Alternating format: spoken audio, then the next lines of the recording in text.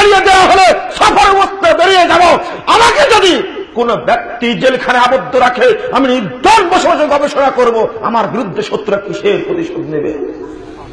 অত সহজে গরু কুরবানির ইতিহাস এমনি চালু হয়নি।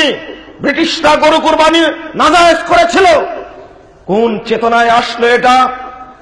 আজকেও আমি আহ্বান জানাতে চাই শেষ মুহূর্তে, সেই সময় তরুণদের তীব্র আন্দোলনের কারণে ব্রিটিশ শক্তি পদনত হতে বাধ্য হয়েছে। আহলে হাদিস উলামা বিকরামদের সংগ্রামী চেতনার সামনে একেবারে অপমানিত হতে বাধ্য হয়েছে। অস্ত্র শস্ত্র সজ্জিত বাহিনী এই বাংলাদেশ উপমহাদেশ থেকে পালাতে বাধ্য হয়েছে।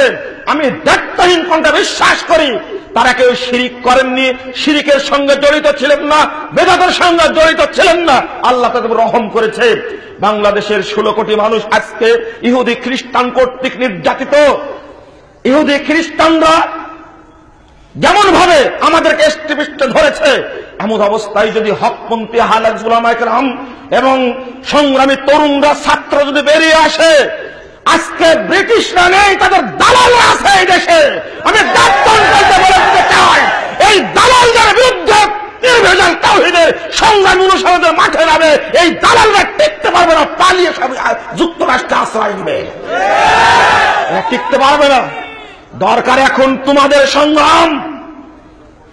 এই সংগ্রামের মাধ্যমে এ দেশ শিরিক বিদআত মুক্ত হবে, ইহুদি খ্রিস্টানদের দালাল মুক্ত হবে, ইহুদি খ্রিস্টানদের সেন দৃষ্টি এই দেশ থেকে উঠে যাবে ইনশাআল্লাহ। চাই আজকে আহলে হাদিসদের মধ্যে বিভক্তি থাকবে না।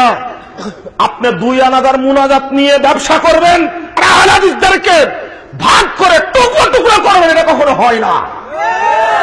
আপনি ব্যবসা ছাড়ুন। যদি আমাদেরকে বলেন মুজাফফর রাজকে পিস টিভির আলোচক হলে অহংকারী হয়ে গেছে, ভালো কথা, ওইটা আমি বলছি না। কথা বলছি তাওহীদের জাগরণ হবে, তাওহীদের কোরআন এবং সহিহ সুন্নাহর পক্ষে হতে হবে। আমি আপনাকে মুরব্বী হিসাবে, আমি আপনাকে অন্য সংগঠন হিসাবে আমি নিন্দা করি না, আমি আহ্বান করছি, ছাড়ুন এইগুলো। যতদিন পর্যন্ত রসম নেওয়া না ছাড়বেন। ডক্টর ইকবাল বুঝেছিলেন বর্তমানে শুয়াব কবাইল কতুরো রুসুমে খুনকে সালাসিল কতুরো এহি দিনে মুকাম এহি ফতহবাব কে দুনিয়া মে তাওহীদ হবে। ব্রিটিশ বিরোধী আন্দোলন যখন সফল হচ্ছে না, ডক্টর ইকবাল তরুণদেরকে আহ্বান জানিয়ে বললেন, এই গোত্রীয় বিভক্তি দূর করো। কিসের হানাফি, শাফি, মালিকি, হাম্বলি, চিশতিয়া, মুজাদ্দিদিয়া, নকশবন্দি, কাদেরিয়া, কিসের সবগুলো ভেঙে চুরমার করে দাও।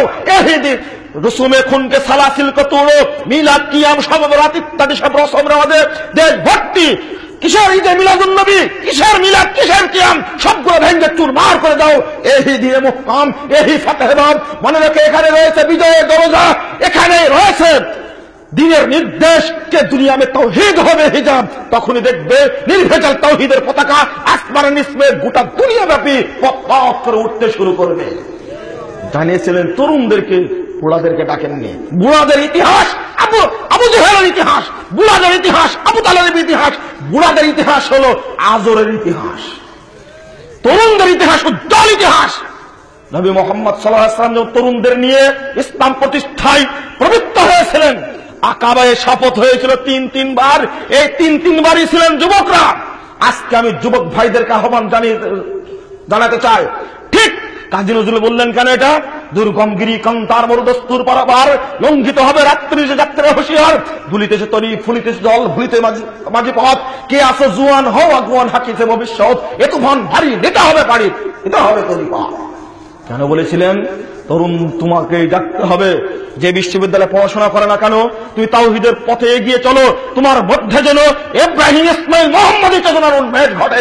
ইনশাআল্লাহ এই দেশ থেকে শিরিক পালাবে, এই দেশ থেকে গণতন্ত্র পালাবে, ধর্মনিরপেক্ষ মতবাদ পালাবে, জাতীয়তাবাদ পালাবে, ইহুদি খ্রিস্টানদের প্রতিষ্ঠিত কোন মতবাদ এই দেশের মধ্যে ইনশাআল্লাহ থাকবে না।